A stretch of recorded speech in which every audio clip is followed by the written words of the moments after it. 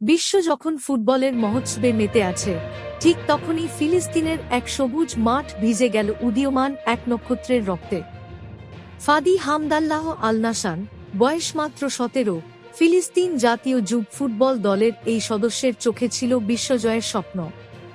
কিন্তু সেই স্বপ্ন চুরমার হয়ে গেল ইসরায়েলি সেটলারদের নির্মম গুলিতে। গত 11 জুলাই নিজের গ্রামকে বাঁচাতে গিয়ে গুলিবিদ্ধ ফাদির একটি পা কেটে ফেলেও তাকে শেষ পর্যন্ত বাঁচানো গেল না। এক সপ্তাহ মৃত্যুর সঙ্গে পাঞ্জা লড়ে অবশেষে না ফেরার দেশে চলে গেলেন এই কিশোর ফুটবলার। অক্টোবর থেকে এ পর্যন্ত 508টি জন ফুটবলার প্রাণ হারিয়েছেন ফিলিস্তিনের মাটিতে।